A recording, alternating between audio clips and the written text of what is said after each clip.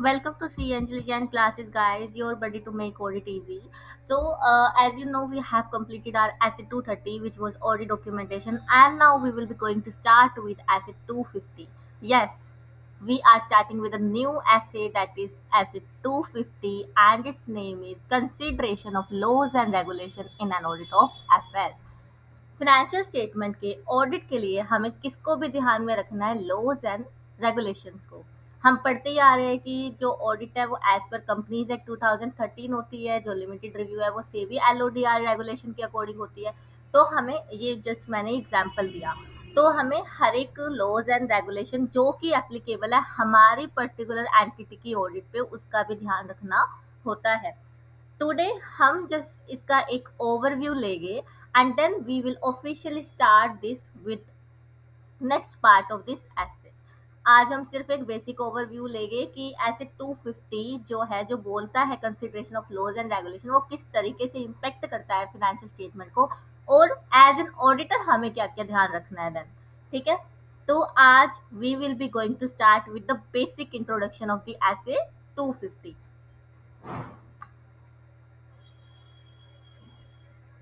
This standard on auditing deals with the auditor's responsibility। किसकी responsibility है? Auditor की।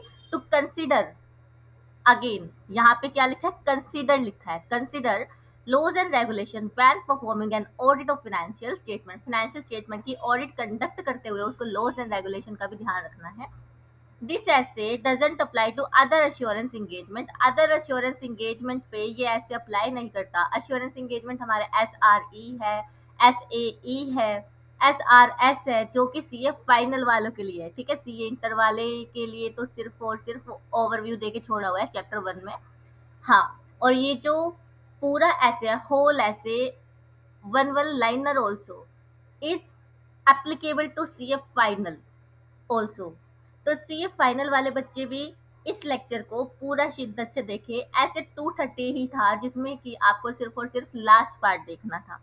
ठीक है, this essay doesn't apply to other assurance engagement in which auditor is specifically engaged to test and report separately on compliance with specific laws or regulation। ऐसी other engagement, other assurance engagement जिसमें कि auditor को specifically laws and regulation का ही ध्यान रखना है, वहां पर ये ऐसे एप्लीकेबल नहीं होगा। अब बात करते हैं effect of laws and regulation. इस पैरा को अगेन हम कब पढ़ेंगे? जब हम अपने नोट से गो थ्रू कर चुके होंगे बेसिक आइडिया को, then we will get back to this paragraph. Asset 250 consideration of laws and regulation in an audit of FS। Introduction में laws having direct effect। अब बात ये होती है कि हमारे पास बहुत सारे तरीके के लॉ होते हैं। काइंड ऑफ कुछ लॉज ऐसे हो गए जिसकी वजह से मेरी जो फाइनेंशियल स्टेटमेंट है उसमें अमाउंट आ रहे हैं। कुछ लॉज ऐसे हो गए जिसकी वजह से आ तो रहे हैं बट इनडायरेक्टली आ रहे हैं। समझ आया ही नहीं? डायरेक्ट इनडायरेक्ट समझते हैं। तो laws having direct effect of the FS on the FS, तो ये क्या है? जो एफएस अमाउंट, प्रेजेंटेशन, डिस्क्लोजर और क्लासिफिकेशन को डायरेक्टली अफेक्ट करते हैं। हमने यही पढ़ा है ना, एफएस किस चीज का मिक्सचर है? अमाउंट्स का, प्रेजेंटेशन का, डिस्क्लोजर का, क्लासिफिकेशन का, और इन्हीं चारों चीजों को जो डायरेक्टली इम्पेक्ट करते हैं वो वाले लॉज। ठीक है, जैसे for example companies act 2013 directly amounts को इम्पेक्ट करेगी। जैसे कि जो डेप्रिसिएशन है, हम बोलते तो जा रहे थे कि डेप्रिसिएशन SLM लगेगा, WDV लगेगा, आउटपुट यूनिट बेस्ड डेप्रिसिएशन लगेगा। तो ये किसके बेसिस पे होता है? कंपनीज एक्ट 2013 के शेड्यूल सेकंड के अकॉर्डिंग हम इसको कैलकुलेट करते हैं। जितने भी आपके डेप्रिसिएशन के रेट है, जितनी भी यूजफुल लाइफ ऑफ एसेट्स है, वो किस में दी गई है? कंपनीज एक्ट 2013 के शेड्यूल 2 में। राइट, अब आप कंफ्यूज मत होना। जो फाइनेंशियल स्टेटमेंट का फॉर्मेट है वो किस में दिया है? Schedule 3 division 1 for AS, division 2 for Ind AS of the companies act 2013। And depreciation calculation के लिए जितना भी रेलिवेंट डेटा होता है, काइंड ऑफ जितना भी यूजफुल लाइफ ऑफ एसेट है या फिर WDV लगा रहे हैं, तो रेट ऑफ द डेप्रिसिएशन है वो कहाँ पे दिया है? शेड्यूल 2 ऑफ कंपनीज एक्ट 2013 में। तो यहाँ पे जब हमें कैलकुलेशन का क्राइटेरिया बता ही रखा है तो ये मेरे फाइनेंशियल स्टेटमेंट को डायरेक्टली इंपैक्ट करेगा इन calculation of depreciation. If company changes useful life, it will directly impact the profit. फिर उसके बाद है income tax act. Income tax act के अकॉर्डिंग अब आपने जो सीए फाइनल वाले बच्चे हैं उन्होंने बैलेंस शीट्स बनाई है, पीएल बनाया, पीएल में हम जब प्रॉफिट बिफोर टैक्स निकालते हैं तो वहां पे आगे अपने पास डेफर्ड टैक्स और करंट टैक्स आता है, right. Deferred tax and current tax की कैलकुलेशन हम इंड एएस के अकॉर्डिंग करते हैं, और एएस के अकॉर्डिंग भी अपने पास सीए इंटर में है एक अकाउंटिंग स्टैंडर्ड कि हमें मैच करना होता है अकाउंटिंग इनकम, सॉरी मैच नहीं, अकाउंटिंग इनकम और इनकम टैक्स के प्रॉफिट को रिकनसाइल करना पड़ता है, कुछ रिकनसाइलिंग आइटम्स होते हैं, इस तरीके से अपना सीए फाइनल में भी है। और इसके अकॉर्डिंग क्या बनता है, इनकम टैक्स एक्ट के अकॉर्डिंग हमें डेफर्ड टैक्स और करंट टैक्स की कैलकुलेशंस करनी पड़ती है जो कि हमारे फेस ऑफ पीएल पे ही दिखती है, और उससे क्या होगा, कैलकुलेशन इम्पैक्ट हो जाएगी। अगर हमने रॉन्ग कैलकुलेशन कर दी तो प्रॉफिट तो हिलेगा ही हिलेगा, प्लस जो डेफर्ड टैक्स होता है वो हमारा लायबिलिटी का पार्ट होता है, तो लायबिलिटी भी हिल जाएगी इन द बैलेंस शीट। ठीक है, तो ये क्या हो गए मेरे laws impacting financial statement directly. Then we have GST law. GST law, अब आपको ये भी पता है कि हम जीएसटी कलेक्टेबल के नाम से एसेट बनाते हैं बैलेंस शीट में। अब वो कलेक्टेबल क्या होता है, आईटीसी होता है, इनपुट टैक्स क्रेडिट होता है। इनपुट टैक्स क्रेडिट के अगर हमको रूल्स ही नहीं पता होगा, फॉर एग्जांपल सबसे बड़ा क्लासिक एग्जांपल इसका सेक्शन 17 जिसमें कि हमें ब्लॉक्ड आईटीसी के बारे में बताया जाता है। Section 16 pre requisite kind of एक सेक्शन है अपना जीएसटी लॉ में, बट जिसको 17 सबसेक्शन 5 नहीं पता तो वो किस तरीके से आईटीसी को रिकॉग्नाइज करेगा, ये पता लगा पाएगा कि कौन से आइटम पे तो मेरा आईटीसी मिलेगा, कौन से पे नहीं मिलेगा। अगर यही नहीं पता होगा तो इससे क्या होगा, इनकरेक्ट आईटीसी क्लेम हो जाएगा और जिसकी वजह से हमारी जो एसेट है वो क्या हो जाएगी, ओवर स्टेटेड हो जाएगी। क्या हो जाएगी, ओवर स्टेटेड। अब तुम देख पा रहे हो कि जो ऑडिट है वो थियोरी नहीं है। अगर आपने प्रैक्टिकल सब्जेक्ट अच्छे से पढ़े हैं और फिर तुम ऑडिट की लैंग्वेज पढ़ रहे हो और उसको लिंक कर रहे हो तो वहां पे ऑडिट आपके लिए क्या बन जाएगी, इंटरेस्टिंग बन जाएगी। It is just an introduction, आगे तो और मजा आने वाला है। देन उसके बाद we have Ind and AS. Ind AS में क्या होता है, हम रेवेन्यू रिकॉग्निशन की बात करते हैं। एएस में बहुत सिंपल तरीके से रेवेन्यू रिकॉग्नाइज होता है, बट इंडेस 115 जो कि नाइटमेयर है सीए फाइनल वालों के लिए, but it is interesting one. तो वहां से भी हमें बहुत सारी चीजें पता चलती है, जैसे लॉन्ग टर्म कॉन्ट्रैक्ट्स होते हैं वो भी हमें देखने को मिलते हैं। वहां पे हमें रिकॉग्नाइज करना होता है रेवेन्यू को, वहां पे 5 स्टेप मॉडल हमें लगाना पड़ता है।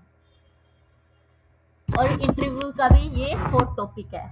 इंडेक्स 115 एंड 116 109 ये इंटरव्यू में काफी टेस्ट होते हैं। देन उसके बाद है लॉस। अब ये तो थे डायरेक्ट इम्पैक्ट कर रहे थे क्योंकि ये कहीं ना कहीं मेरे को रूल्स प्रोविजंस बता रहे थे कि ऐसे ऐसे करके कैलकुलेशन करनी है और ये फाइनेंशियल स्टेटमेंट में इस तरीके से अमाउंट पे आएंगे, या डिस्क्लोजर इस तरीके से देना, प्रेजेंटेशन इस तरीके से देनी है, डायरेक्टली अफेक्ट कर रहे थे। अब कुछ लॉज ऐसे हो गए जो कि डायरेक्टली अफेक्ट तो नहीं करेंगे, बट अगर हमने उसको कंप्लाई नहीं किया तो हमारा बिजनेस बंद होने की भी नौबत आ सकती है। क्या बोला मैंने, ये लाइन बहुत इंपॉर्टेंट है जिसको कि हम ऑफिशियली जब ऐसे 250 को स्टार्ट करने वाले हैं तब देखेंगे। इस पे हम ऑडिट की लैंग्वेज में लिखते हैं, बट मैंने अभी क्योंकि बेसिक लेक्चर है तो आपको समझाने के लिए इसमें हिंदी मीनिंग भी डाल दिया सो दैट आप इजिली इसको रिटेन कर पाओ। Loss having indirect effect on FS. ये कौन से लॉज है जो एफएस को डायरेक्टली इम्पैक्ट तो नहीं करेंगे, बट नॉन कंप्लायंस में लीड एडवर्स कॉन्सिक्वेंसेज, जो डायरेक्टली इम्पैक्ट नहीं करेंगे बट एडवर्स कॉन्सिक्वेंसेज आ जाएंगे अगर हमने उनको फॉलो नहीं किया तो। जैसे लेबर लॉज। लेबर लॉज में अगर हमने जो मिनिमम वेज पेमेंट एक्ट है उसके अकॉर्डिंग अपने लेबर्स को पे नहीं किया तो पेनल्टीज लग सकती है। ठीक है, मतलब मेरे को डे वन से नहीं पता था ना पेनल्टी लगेगी। मैं ये तो नहीं कहूंगी कि मैं तो लॉज को कंप्लाई नहीं करने वाली, कंप्लाई नहीं करूंगी तो इसलिए प्रोविजन पहले से डाल दिया, ऐसे थोड़ी होता है। कभी इसका बाय चांस नॉन कंप्लायंस हुआ तो आपको पेनल्टी देनी पड़ सकती है और तभी एफएस में अमाउंट आएगा। इस वजह से लेबर लॉज क्या हो गए हमारे लिए, indirect laws which affect the FS. ठीक है, देन उसके बाद एनवायरमेंट लॉ।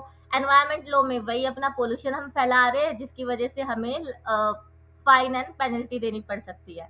एंड इवन अगर हमने एनवायरमेंट को बहुत ज्यादा इम्पेक्ट कर दिया तो गोइंग कंसर्न पे भी खतरा आ सकता है।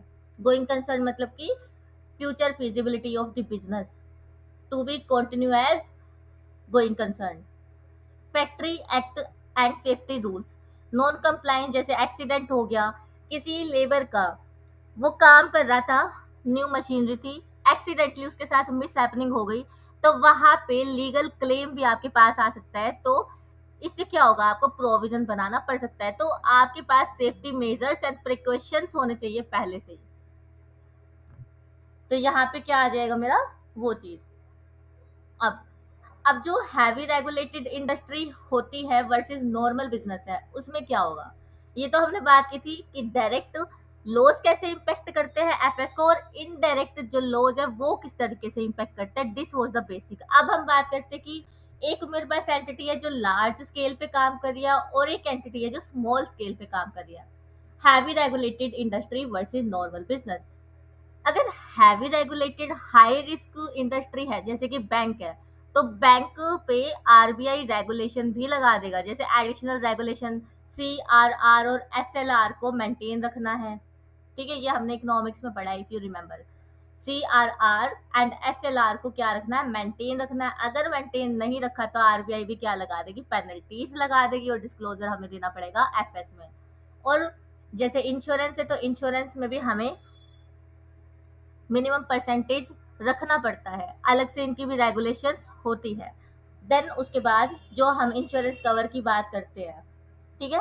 और लेस रेगुलेटेड बिजनेस में क्या होगा, कुछ मेरे पास रिटेल शॉप्स होगी, कुछ ट्रेडिंग कंपनी होगी, उसमें मेजर मेजर जो छोटे स्केल पे बिजनेस होता है वो GST, labour laws and general business law को फॉलो करते हैं, राइट। यहाँ पे ये चीजें नहीं आएगी कि अलग से रेगुलेशन आएगी किसी और एक्ट की भी, या किसी और रेगुलेशन की। ठीक है। देन उसके बाद impact of non compliance include, अगर हमने नॉन कंप्लाइंस की है तो उससे क्या हो सकता है, या तो मेरे पास क्या आ जाएगी, पेनल्टी आ जाएगी, या लिटिगेशन यानी कोर्ट केसेस हो जाएंगे, या बिजनेस क्लोजर हो सकता है, यानी कि इफेक्ट और going concern basis of the business. Then उसके बाद लाइसेंस कैंसिल भी हो सकता है हमारे बिजनेस का। क्या हो सकता है, लाइसेंस भी कैंसिल हो सकता है हमारे बिजनेस का। ठीक है। फिर अब इसमें मैंने एक छोटी सी समरी बना दी है कि आपको याद क्या रखना है पूरा, कि डायरेक्ट लॉस अफेक्ट करते हैं अमाउंट प्लस डिस्क्लोजर को, इनडायरेक्ट लॉस अफेक्ट करते हैं ऑपरेशन प्लस फ्यूचर रिस्क को। ऑपरेशन क्यों लिखा, गोइंग कंसर्न की वजह से। किस लिए लिखा, गोइंग कंसर्न की वजह से। हिंदी में भी मैंने आपको यही लिखवाया था। ये ऐसे लॉज है जो एफएस को डायरेक्टली अफेक्ट तो नहीं करते हैं, बट अगर इसको हमने नॉन कंप्लाई कर दिया तो एडवर्स कॉन्सिक्वेंसेज आ सकते हैं। एडवर्स कॉन्सिक्वेंसेज में fine, penalty and even the business closure भी हमारे पास आ सकता है। यही मैंने आपको बताया था, यही यहाँ पे लिखा है। फिर इसके बाद नॉन कंप्लाइंस। नॉन कंप्लाइंस क्या हो जाती है, lead to penalties, litigation, disclosure और गोइंग कंसर्न इश्यूज। ये हमें देखना था। And it was the basic of SA 250। आज का हमारा लेक्चर छोटा ही रहेगा, एज यू नो कि मैं 30 मिनट्स या 45 मिनट से लॉन्ग लेक्चर तो लेती ही नहीं हूँ। अब इसको बस एक बार हम पैराग्राफ 4 में पढ़ लेते हैं, सो डेट आप गो थ्रू हो जाओ ऑडिट की लैंग्वेज से। ये मैंने तुम्हें इजी लैंग्वेज में करके समझाया कि किस तरीके से होता है, with the relevant example of laws. And even अगर आपका इंपोर्ट एक्सपोर्ट का बिजनेस होगा तो वहां पे आपके पास फकरा एंड फेमा एक्ट भी लग जाएंगे। सीए फाइनल वाले इसको कनेक्ट कर पा रहे होंगे। फकरा एंड फेमा, जिन्होंने फॉर्म दिया होगा वो तो एटलीस्ट कर ही पा रहे होंगे इसको, कि फकरा क्या होता है, फेमा क्या होता है। ये सारे एक्ट हमारे पास लग जाते हैं इंपोर्ट एक्सपोर्ट यूनिट पे भी। ठीक है। द इफेक्ट, इसका मैं इंक चेंज कर लेती हूँ।